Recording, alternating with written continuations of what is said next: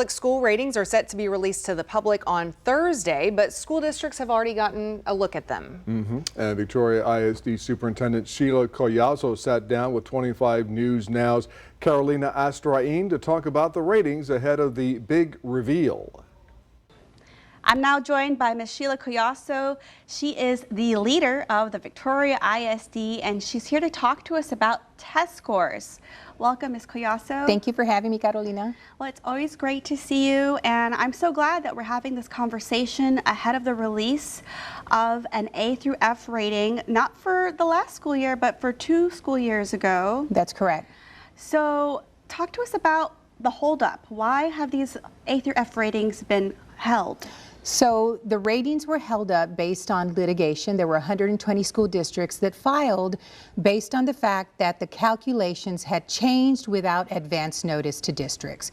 So we're getting ratings in essence for the 22-23 school year.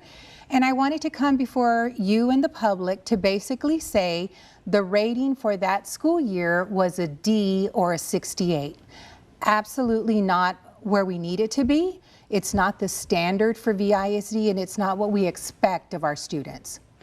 Hearing that and looking at another data set, the taper, it all makes sense now because there is a dramatic change in the test scores. I mean, it's a little glaring. So talk to us about what y'all are doing as a district to remedy these scores, especially for 3rd grade reading, 8th grade reading, and math. Yes. So a couple of things. The change in the test scores was based on 3 different things, and I'll just very quickly. 1, it was we went fully online. 2, it was the new STAR 2.0 test, and 3, they changed the cut scores for CCMR. We will see a drop in districts pretty much across the state.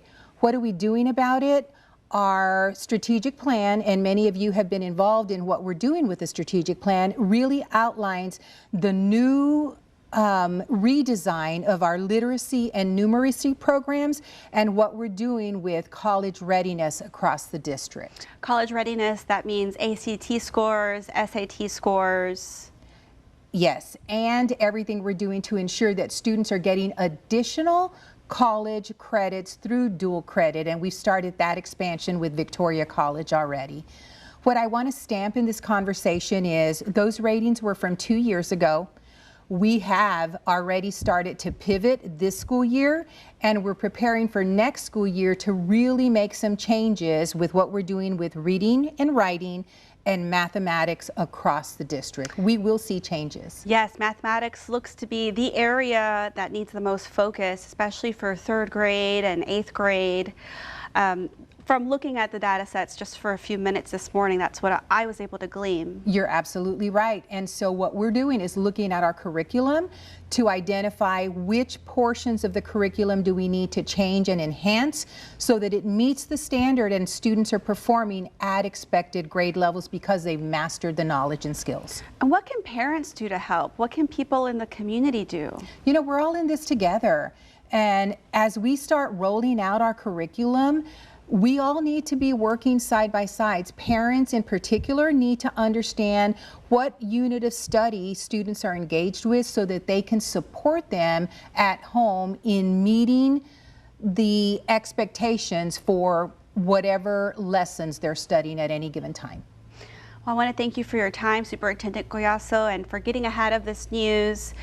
We appreciate your transparency and hope it's a brighter school year and success for all our students. Thank you. It absolutely will be. All right. Well, back to y'all at the desk. So now taking a look at our viewer poll today, we asked what area do you think Victoria ISD should focus on most to improve student performance? Is it early reading, middle school math, college readiness, which includes ACT, SAT, dual credit programs, or another area? Now to a new feature on the viewer poll, voter comments. Eddie Rendon from Inez says VISD needs to focus on discipline and truancy. Debbie Ellsworth from Bloomington says reading is needed for all subjects and testing areas. So we want to hear from you. We want to know what your option is for the answer. And then also, if you'd like to leave us a comment, then you can comment, give us your feedback. And we appreciate everyone who has voted tonight in our viewer poll. And of course, we'll be following those accountability ratings as they are released later this week as well. Absolutely. Oh, yes.